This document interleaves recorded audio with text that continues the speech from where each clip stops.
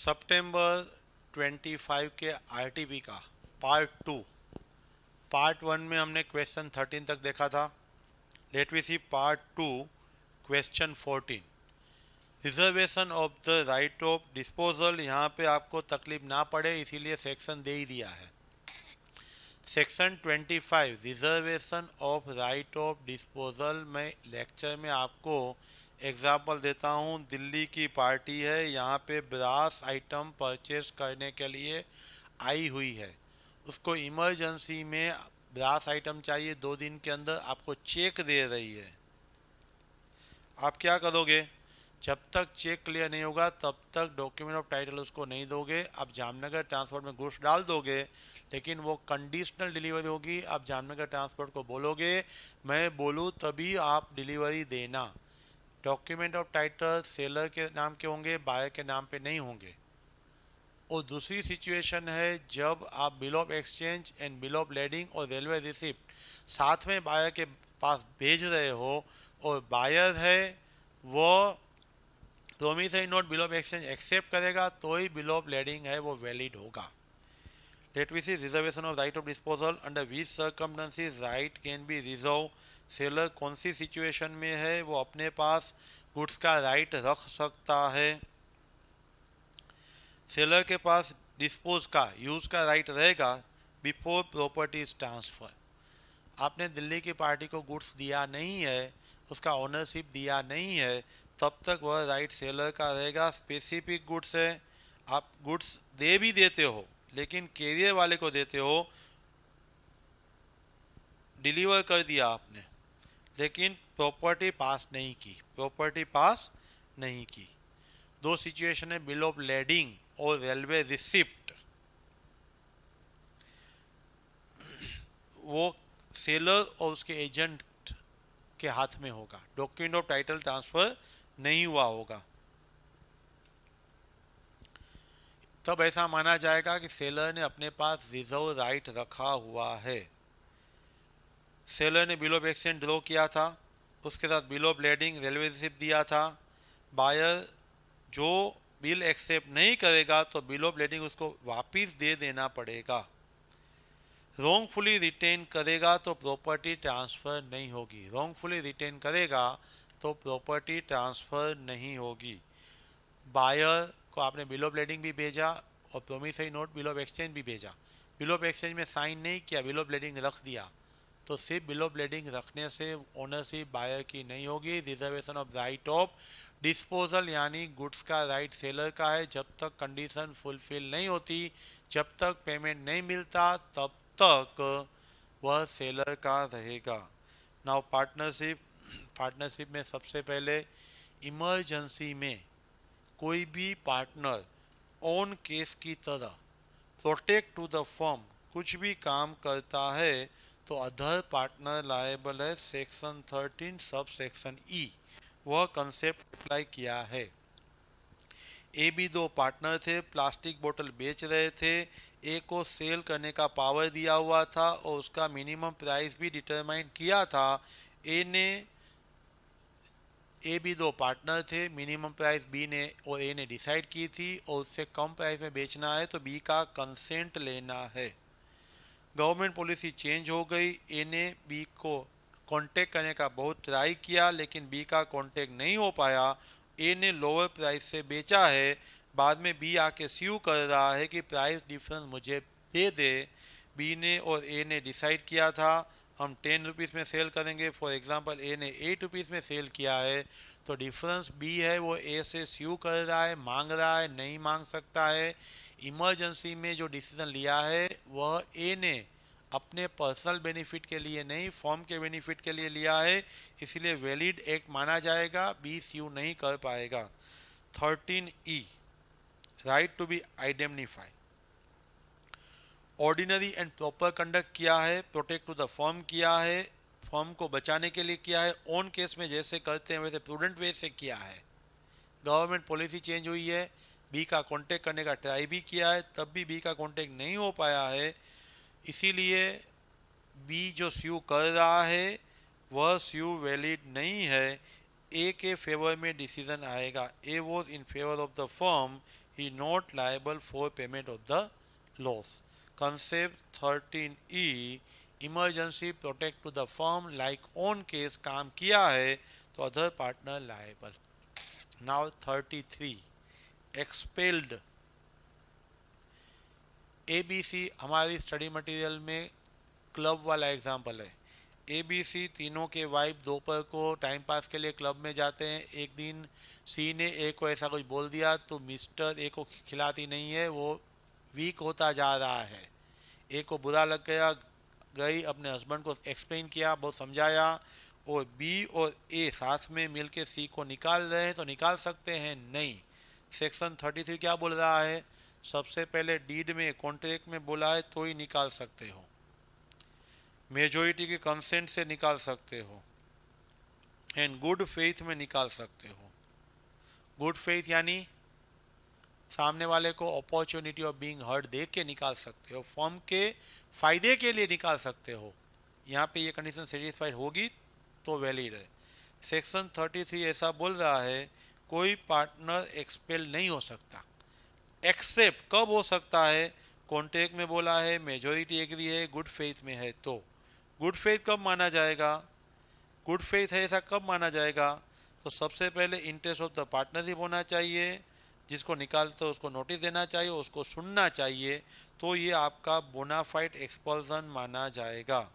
इसीलिए 33 की condition fulfil करके आप पार्टनर को निकाल सकते हैं। इजी एंड इम्पोर्टेंट कंसेप्ट है ये। कंसेप्ट सेक्शन 4 का है, सभी जगह पे आता है सेक्शन 4। अगले आरटीपी में जनवरी 26 में भी था। Coownership and partnership both are different.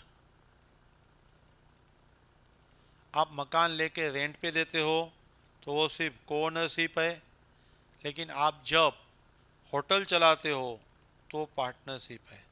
Section 4 जो बोल रहा है एटलीस्ट 2 और more person, business, sharing of profit, mutual agency, वह सब सेटिस्फाइड होना चाहिए। लेट मी सी, राम रहीम दो टीचर्स है, वो कोई हायर सेकेंडरी स्कूल में जॉब कर रहे हैं, साथ में मिलकर फ्लैट परचेस किया है। रेंट 10,000 था inclusively of the electricity bill. Landlord by mistake electricity bill pay नहीं किया है तो जॉन करके जो टेनेंट है उसने पे कर दिया है, तो राम से पूरा अमाउंट मांग रहा है, तो राम पूरा अमाउंट देने के लायबल है। राम पार्टनर होता ना तो पूरा अमाउंट पे करना पड़ता। राम पार्टनर नहीं है, इसीलिए राम अपना से 1,500 ही पे करेगा, राम पूरा अमाउंट पे नहीं करेगा। ये दूसरा कंसेप्ट है सेक्शन 27, वो हम अलग से आगे देखेंगे। सबसे पहले हमें देखना है अकॉर्डिंग टू सेक्शन 4। सेक्शन 4 आपको क्या बता रहा है? रिलेशनशिप बिटवीन 2 और more person, caring business by all और any of them, sharing of the profit, ये सब जो बेसिक कंसेप्ट है वो सेटिस्फाइड होगा तो ही पार्टनरशिप है। यहाँ तो सिर्फ रेंट पे दिया हुआ है फ्लैट, बिजनेस तो है ही नहीं, इसीलिए कोओनरशिप है। जोन सिर्फ 1500 ही राम के पास से ले पाएगा, बाकी का रहीम के पास से ले पाएगा। Now section 27, miss application. अभी मिस एप्लीकेशन में अलग अलग सिचुएशन है। फर्स्ट सिचुएशन में आप अपेरेंट ऑथोरिटी है,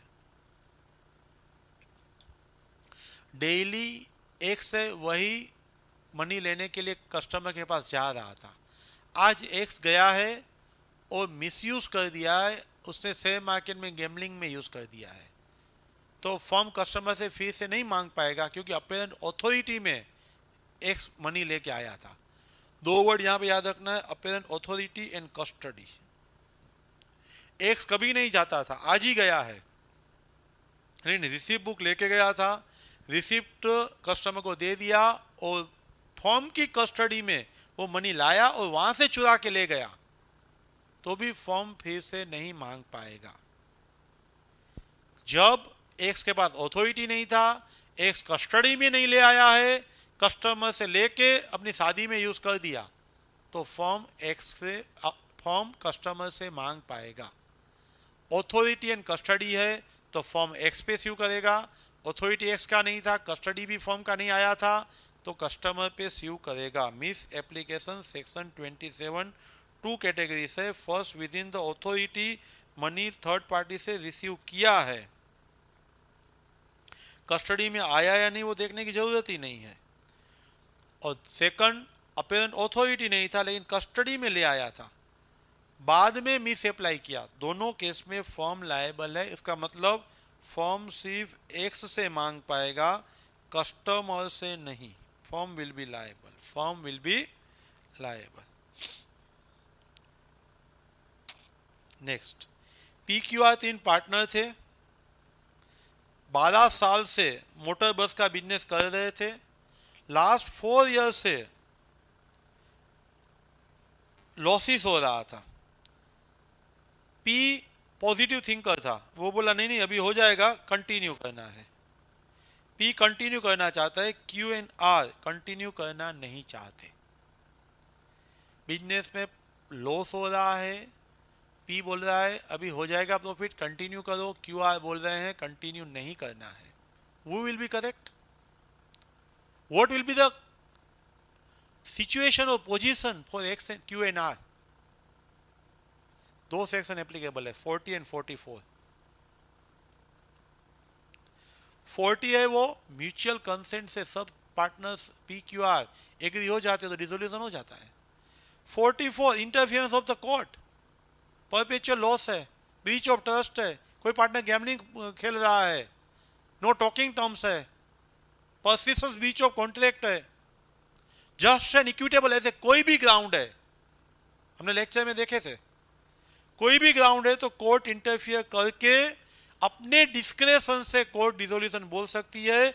40 है वो वॉलंटरी है, कंसेप्ट ऑफ ऑल है। 44 है Q एंड R कोर्ट में जाएंगे, कोर्ट प्रॉपर ग्राउंड सोचेगी और बाद में कोर्ट बोलेगी कि फर्म को डिसोल्व करना या नहीं। इसीलिए 40 में जाओगे म्यूचुअल एग्रीमेंट से तो हो ही जाएगा डिसोल्व, लेकिन कोर्ट में जाओगे तो कोर्ट का अपना अप्रोच रहेगा कि बिजनेस कंटिन्यू रखना या नहीं। यहाँ पे 18 का सेकंड क्वेश्चन है, ए बी टेक्सटाइल मर्चेंट के बिजनेस थे, ए ने फंड प्रोवाइड किया था, ए स्लीपिंग पार्टनर है। Most important word, A is the sleeping partner. Exam में हम यहीं पे कंफ्यूज हो जाते हैं, हमें ऐसा लगता है स्लीपिंग पार्टनर लायबल नहीं है। हमने कंसेप्ट लर्न किया था स्लीपिंग पार्टनर लायबल है, सिर्फ रिटायरमेंट के टाइम नोटिस नहीं देना है। ए ने फाइनेंस किया, स्लीपिंग पार्टनर था, और बी ने सी से गुड लिया, गुड्स परचेज किया। बी को मालूम था कि सी जो मुझे गुड्स दे रहा है वो स्टोलन गुड्स है, और परचेज करके वह प्रॉफिट्स बी ने सेल भी कर दिया। बाद में ए को मालूम हुआ, तो मिसकंडक्ट की वजह से क्या ए की लायबिलिटी अराइज होगी? ए एंड बी बोथ सी के लिए लायबल हो गए? वो आपका क्वेश्चन है। वैसे देखे तो ए को मालूम नहीं था, लेकिन बी अपेरेंट ऑथोरिटी था, रेगुलर परचेस करता था, ए पार्टनर तो है ही। सेक्शन 25, 26, 27 अप्लाई करना है। 25 बोला है jointly and severally each partner is liable है। Let me see 25, each partner is liable jointly and severally. 26, कोई भी पार्टनर अपेरेंट ऑथोरिटी के अंदर ऑर्डिनरी कोर्स में जो काम करता है तो रॉन्गफुल काम करता है तो भी फर्म यानी कि अदर पार्टनर लायबल है। टाइम परमिट करता है, 25 जॉइंटली एंड सिवरली लिख दिया। 26 रॉन्गफुल एक्ट है, ऑथोरिटी के अंदर रह करके ऑर्डिनरी कोर्स में काम किया है तो लायबल है। ऐसा लिखने के बाद 27 भी आप लिख सकते हो। स्कोप के अंदर रह के अपेरेंट ऑथोरिटी में काम किया है और मिस अप्लाई किया है, कस्टडी में लाके मिस अप्लाई किया है तो अदर पार्टनर लायबल होगा। यहाँ पे ए भी लायबल होगा। ए की लायबिलिटी हम अवॉइड नहीं कर सकते। पार्टनरशिप के बाद है LLP, लिमिटेड लायबिलिटी पार्टनरशिप। दो सेक्शन दिया हुआ है यहाँ पे। पहले 5th, who is eligible being a partner in the LLP? Individual तो एलिजिबल है ही, लेकिन बॉडी कॉर्पोरेट है ना, वो भी एलिजिबल है, पार्टनर बन सकते हैं बॉडी कॉर्पोरेट। कौन नहीं बन सकता? इंसॉल्वेंट नहीं बन सकता, अनडिस्चार्ज इंसॉल्वेंट ऐसा बोलेंगे। जिसकी एप्लीकेशन पेंडिंग है, वो अनसाउंड माइंड है, वो एलिजिबल नहीं है। और लेस देन 2 पार्टनर से बिजनेस कंटिन्यू करोगे तो आफ्टर 6 मंथ हर एक रिमेनिंग पार्टनर जिसको मालूम है वो अनलिमिटेड लायबल हो जाएंगे। सबसे पहले section 5, individual and body corporate can be the partner of LLB. कौन नहीं हो सकता है पार्टनर? तो अनसाउंड माइंड है, अनडिस्चार्ज इंसॉल्वेंट है, और जिसका एप्लीकेशन है वो इंसॉल्वेंसी के लिए पेंडिंग है, वो सेक्शन 5। अभी सेक्शन 6 में मिनिमम 2 पार्टनर्स होने चाहिए, लेकिन 6 मंथ हो गए, कम में आप चला रहे हो बिजनेस, तो जिसके नॉलेज में है वह पर्सनली लायबल हो जाएगा। Now companies act 2013, companies act में आपको बहुत अच्छे कंसेप्ट आरटीपी में दिए हुए हैं। सबसे पहला कंसेप्ट है 285 का स्मॉल कंपनी। स्मॉल कंपनी में ऐसा बोलते हैं up to 4 crore and 40 crore capital and turnover है तो हम उसको स्मॉल कंपनी बोलते हैं। लेकिन स्मॉल कंपनी में कौन नहीं आएगा? सेक्शन 8 की कंपनी नहीं आएगी, स्पेशल एक्ट में रजिस्टर्ड कंपनी नहीं आएगी, एंड सब्सिडियरी कंपनी भी नहीं आएगी। यह स्मॉल कंपनी में फॉल नहीं होगी। Let we see section 20। सबसे पहले यहाँ पे बोला है टीकॉन प्राइवेट लिमिटेड, वो ग्लासवेयर की होल्डिंग है। पहले ही लाइन में आंसर दे दिया, ग्लासवेयर सब्सिडियरी है, ग्लासवेयर है वो सब्सिडियरी है। एज पर PNL 1.80 crore turnover, 80 lakh capital, सब सेटिस्फाइड हो रहा है, लेकिन वो देखने की ज़रूरत नहीं है। बोर्ड ऑफ डायरेक्टर बोल रहा है ये स्मॉल कंपनी है, ग्लासवेयर कंपनी स्मॉल कंपनी है, ऐसा बोर्ड ऑफ डायरेक्टर बोल रहा है, तो आपको एग्जामिन करना है कि contention of the company secretary is correct और नॉट। कंपनी सेक्रेटरी मना बोल रहा है, कंफ्यूजन हुआ, बीओडी बोल रहा है स्मॉल कंपनी है, कंपनी सेक्रेटरी सीएस बोल रहा है स्मॉल कंपनी नहीं है। तो ऐसी दोनों सिचुएशन में वो is correct, CS is correct. क्यों? सब्सिडरी कंपनी कभी स्मॉल कंपनी नहीं हो सकती। सेक्शन 285, सेक्शन 285 सब्सिडरी कंपनी कभी स्मॉल कंपनी नहीं हो सकती। Let we see read that. सबसे पहले paid up capital 4 crore, turnover 40 crore, already we have seen. ये दोनों कंडीशन सेटिस्फाइड हो रही है, लेकिन ये कंडीशन देखने की ज़रूरत नहीं है। ग्लासवेयर का turnover and capital beyond within the limit ही है, तभी भी वह सब्सिडियरी है।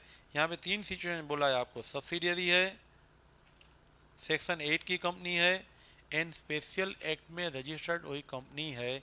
ये तीनों कंपनी कभी भी स्मॉल कंपनी नहीं हो सकती, इसीलिए सी एस इज करेक्ट। वो is correct, C S is correct. अभी 21 में इजी है।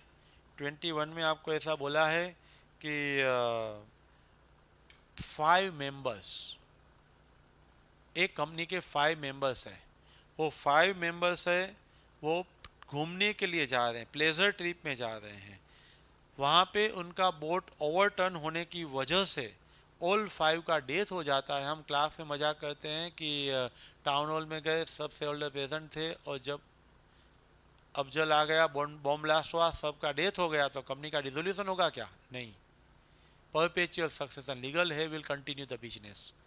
Company is separate legal entity और परपेचुअल सक्सेशन है, वो कंसेप्ट यहाँ पे आपको पूछा है। कंपनी नो लॉन्गर एग्जिस्टेंस, वो करेक्ट नहीं है, कंपनी एग्जिस्ट है।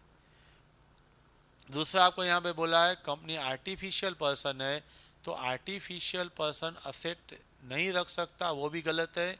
आर्टिफिशियल पर्सन जेल में नहीं जा सकता। आर्टिफिशियल पर्सन है वह, उसका डेथ नहीं होता। आर्टिफिशियल पर्सन की शादी नहीं होती है, लेकिन वह आर्टिफिशियल पर्सन स्यू कर सकता है, प्रॉपर्टी रख सकता है। नाउ अगेन लेट वी सी, दोनों कॉन्सेप्ट दिया हुआ है आपको। Perpetual succession separate legal entity है, आर्टिफिशियल पर्सन है तो वो कंटिन्यू रहेगा, उसके मेंबर्स से उसका कोई लेना देना नहीं है, उसके लीगल रिप्रेजेंटेटिव लायबल हो जाएंगे, मेंबर बन जाएंगे, कंटिन्यू रहेगा। सभी 5 लोग बोट में डूब जाएंगे तो भी कंपनी का डिसोल्यूशन वाइंडिंग अप नहीं होगा, कंटिन्यू रहेगा। बी पॉइंट जो दिया है उसमें भी स्टेटमेंट करेक्ट नहीं है। बी पॉइंट में ऐसा बोला है आपको कि कंपनी असेट नहीं रख सकती, वो गलत बात है। आर्टिफिशियल पर्सन है, क्रिएटेड बाय लॉ है, वो असेट हेल्ड रख सकती है। इंडिविजुअल के सब राइट्स लायबिलिटीज उसके हैं, बैंक अकाउंट रख सकती है, लोन ले सकती है, लोन दे सकती है, स्यू कर सकती है दूसरा, फिर उस पर स्यू कर सकता है। लेकिन नेचुरल पर्सन की तरह शादी नहीं हो सकती, जेल में नहीं जा सकता, ओथ नहीं ले सकते। 22 गिलफर्ड मोटर वर्सेस होने, कॉर्पोरेट वेल का कंसेप्ट आपने लर्न किया हुआ है।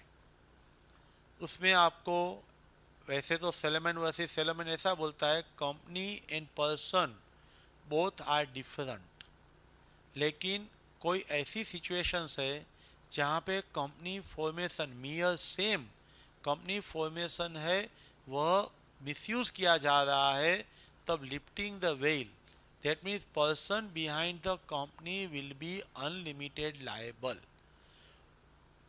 एलियन एनिमी कंट्री में कंट्रोल है कंपनी का, कोई वेलफेयर लो पीएफ बोनस का ब्रीच हो रहा है, टैक्स इवेजन हो रहा है, company mere same use as agent की जा रही है, इम्प्रॉपर एक्ट और फ्रॉड हो रहा है, तो ऐसी सिचुएशन में कंपनी फॉर्मेशन है वह कंसीडर नहीं करना है। Person behind the company will B liable, यह आपको बोला है। यहाँ पे ऐसा ही केस स्टडी है, करण एबीसी में जॉब कर रहा था, उसने एग्रीमेंट किया था मैं आपकी जॉब छोड़ने के बाद आपके कस्टमर को सॉलिसिट नहीं करूँगा, लेकिन करण ने एबीसी का जॉब छोड़ दिया, पीक्यूआर कंपनी बनाई और कंपनी बनाने के बाद करण ने एबीसी के कस्टमर का कांटेक्ट किया है, तो ये legal concept corporate veil applicable होगा, इम्प्रॉपर एक्ट और फ्रॉड माना जाएगा। आपने सिर्फ कंपनी फॉर्मेशन है वो प्रॉपर यूज नहीं किया है। गिलफर्ड मोटर्स वर्सेस होने का केस स्टडी हमने लेक्चर में लर्न किया हुआ है, इसीलिए यहाँ पे करण पर्सनली लायबल होगा। अच्छा कंसेप्ट है। Pacific motor limited government company है, यहाँ पे दो कंपनी है, पैसिफिक एंड रामा। पैसिफिक अपने आप गवर्नमेंट कंपनी है, रामा कंपनी गवर्नमेंट है या नहीं वो आपको पूछा है। दो कंसेप्ट यहाँ पे 245 287 साथ में अप्लाई किया हुआ है। सबसे पहले गवर्नमेंट कंपनी 2 सबसेक्शन 45 में 51% shares held by central state और जॉइंटली। यहाँ पे रामा के 51% से गवर्नमेंट के पास तो है ही नहीं, लेकिन पैसिफिक गवर्नमेंट कंपनी है और पैसिफिक की सब्सिडियरी रामा है, सब्सिडियरी है या नहीं वो देखना पड़ेगा। लेकिन दूसरा पॉइंट है वो सब्सिडियरी कंपनी गवर्नमेंट की है, वो भी गवर्नमेंट कंपनी मानी जाएगी। यहाँ पे 5,05,000 शेयर हैं, टोटल आपके 10 लाख शेयर थे, तो 50% से ज़्यादा शेयर है वो पैसिफिक के पास रामा का है, तो 287 में पैसिफिक रामा की होल्डिंग है, रामा पैसिफिक की सब्सिडियरी है, इसीलिए रामा है वो भी गवर्नमेंट कंपनी है। रिपीट, पैसिफिक गवर्नमेंट, रामा के 50% से ज़्यादा से पैसिफिक के पास है, इसीलिए रामा भी गवर्नमेंट कंपनी माना जाएगा। Now negotiable instrument act. Negotiable instrument act में सबसे पहले आपको देखना है, यहाँ पे डिलीवरी का कंसेप्ट आपको दिया है, सेक्शन 46 में एक्सप्लेन किया हुआ है। ए ने बी को दिया, बी ने एम को दिया, एम ने जी को दिया और जी ने आकाश को दिया, देने वाला था, इंडोर्स करके रख दिया। Negotiable instrument A B M G, G ने इंडोर्स करके रखा, आकाश के नाम से इंडोर्स करके रखा और जी का डेथ हो गया। बहुत बार ये कंसेप्ट पूछा है। जी का बेटा अंकित आकाश को देगा तो वैलिड इंडोर्समेंट माना जाएगा? नो। इंडोर्समेंट तभी कंप्लीट होता है जब उसकी डिलीवरी कंप्लीट होती है। यहाँ पे डिलीवरी इंपॉर्टेंट है, डिलीवरी यानी voluntary transfer given from one person to another, दो तरीके का डिलीवरी है। एक्चुअल में फिजिकल हैंडेड होता है एंड कंस्ट्रक्टिव में लेने वाले को यानी कि पेई को या उसके एजेंट को हम देते हैं, वो कंस्ट्रक्टिव डिलीवरी है, डायरेक्टली हम नहीं देते हैं। पहले 6 आपको एक्सप्लेन किया है, बाद में बताया प्रॉपर्टी कब ट्रांसफर होती है, इंडोर्समेंट कंप्लीट होता है, तो इंडोर्समेंट कब कंप्लीट होता है, जब डिलीवरी हो जाता है। बाद में केस एक्सप्लेन किया है, जी का डेथ हुआ है, अभी अंकित डिलीवरी देगा, वो वैलिड नहीं होगा, इसीलिए आकाश वह बिल है वो इन्फोर्स नहीं करवा पाएगा। अभी भी repeated concept 11 and 12 section, foreign company and inland company. यहाँ पे रिलायबल कंपनी है वो इनलैंड कंपनी है, इंडियन कंपनी है। मोस्ट इंपॉर्टेंट लाइन इस कंसेप्ट का है, इंडियन कंपनी है और पर्सन रेसिडेंट इन इंडिया पे बिल लिख रही है। ये जो फर्स्ट लाइन है, रेसिडेंट ऑफ मुंबई, वो accepted the bill eight Mumbai. आपका पेई है वो आउट ऑफ इंडिया का है, लॉस एंजलस यूएसए। एक्सपोर्टर कहाँ का है, लॉस एंजलस एंड यूएसए। लेकिन आपको आंसर में दिया हुआ है इनलैंड बिल किसको बोलते हैं, drone in India, compulsory and payable in India और पर्सन रेसिडेंट इन इंडिया, और पर्सन रेसिडेंट इन इंडिया। यहाँ ड्रोन इन इंडिया तो रिलायबल लिमिटेड है, इंडियन कंपनी है। Manish person resident in India है, पेएबल लॉस एंजलस में है, वो देखने की जरूरत नहीं है क्योंकि पहला drone in India compulsory satisfied, बाद में दो में से एक person resident in India satisfied, इसीलिए ये इनलैंड बिल है, इनलैंड बिल है। लास्ट क्वेश्चन, हम प्रोमिसरी नोट है वो आफ्टर साइट लिखा होता है तो उसका प्रेजेंटमेंट जरूरी है, हाँ उसका प्रेजेंटमेंट जरूरी है, लेकिन आफ्टर साइट में कब प्रेजेंटमेंट जरूरी नहीं होता है। थोड़ा कंसेप्ट याद रखने जैसा है। आफ्टर साइट में हम जो पार्टी पेमेंट के लिए लायबल है वही मना बोल रही है कि मेरे पास प्रेजेंट नहीं करोगे तो चलेगा। जो पार्टी है उसमें आपने प्रेजेंट नहीं किया उसको कोई लॉस नहीं हो रहा है, वही पार्टी उसमें इन्वॉल्व है, डिसऑनर में इन्वॉल्व है। आप उसके बिजनेस प्लेस में गए लेकिन वो अवेलेबल नहीं था, स्पेसिफाइड प्लेस था वहाँ पे भी अवेलेबल नहीं था, आपने उसको फाउंड किया वो वहाँ पे भी अवेलेबल नहीं था, तो ऐसी सभी सिचुएशन में प्रेजेंटमेंट जरूरी नहीं है। Promissory note payable certain period after site है, कौन से सिनारियो है, तो जहाँ पे प्रोमिसरी नोट है वो प्रेजेंट करना नेसेसरी नहीं है, सेक्शन 76 अप्लाई होगा। सबसे पहले let we see, no presentment is necessary, no presentment is necessary. Maker intentionally dishonour कर रहा है, उसके प्लेस ऑफ बिजनेस पे आप जाते हो लेकिन प्लेस ऑफ बिजनेस में यूजुअल बिजनेस आवर्स में वो अवेलेबल नहीं है, अदर प्लेस स्पेसिफाइड प्लेस है, अदर प्लेस स्पेसिफाइड प्लेस है, वह स्पेसिफाइड प्लेस में आप जाते हो वहाँ पे वो मिल नहीं रहे हैं, प्लेस स्पेसिफाइड नहीं था तभी भी आपने बहुत ढूंढा, उसके घर पे गए, रेसिडेंस पे गए, वो आपको नहीं मिले। एंड नेक्स्ट इंपॉर्टेंट थिंग, जो नॉन प्रेजेंटमेंट हुआ उसमें वह बंदा एंगेज्ड, वही इन्वॉल्व था। आफ्टर मैच्योरिटी आपने पार्ट पेमेंट कर दिया था, होल और पार्ट पेमेंट हुआ था, बाकी का डिफॉल्ट है और प्रेजेंटमेंट नहीं होने की वजह से कुछ डैमेजेस नहीं हुआ है, तो ये सभी सिचुएशन में प्रेजेंटमेंट ऑफ द इंस्ट्रूमेंट जरूरी नहीं है। नॉर्मल सर्कमस्टेंसेस में आफ्टर साइट का इंस्ट्रूमेंट है, आफ्टर साइट यानी एक्सेप्ट होने के बाद डे स्टार्ट होते हैं, लेकिन यहाँ पे आफ्टर साइट का इंस्ट्रूमेंट है तो भी प्रेजेंटमेंट की ज़रूरत नहीं है। उसकी वजह यह है एक्सेप्ट हो गया है, पेमेंट न होने में, डिसऑनर होने में वह बंदा जो एक्सेप्ट करके दिया था वही इन्वॉल्व है और एक्सेप्ट करने का बाकी था। दोनों सिचुएशन से डिसऑनर होता है, पेमेंट नहीं होता है तो भी, एक्सेप्ट नहीं होता है तो भी।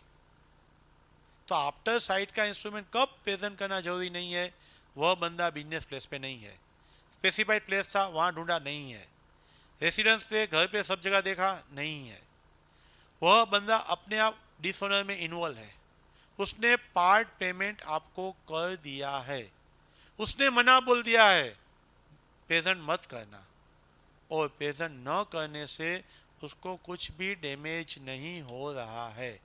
Friends, thank you very much. आपको यहाँ पे आरटीपी, सजेस्टेड, मॉक टेस्ट सब कंसेप्ट वाइज मिलेंगे। ऑडियो दिया हुआ है, ऑडियो आप डेली सुनो, कंसेप्ट क्लियर होगा। कंसेप्ट क्लियर हो जाएगा उसके बाद ही आप क्वेश्चन आंसर करोगे तो आप एग्ज़ाम में लिख पाओगे। सिर्फ कंसेप्ट क्लैरिटी होगी तो भी नहीं चलेगा, क्वेश्चन आंसर का प्रैक्टिस चाहिए। तो आप ये वीडियो आरटीपी सामने रख के सुनिए, और अगले RTP, mock test and suggested answer आपको मिलते रहेंगे। Again thank you very much.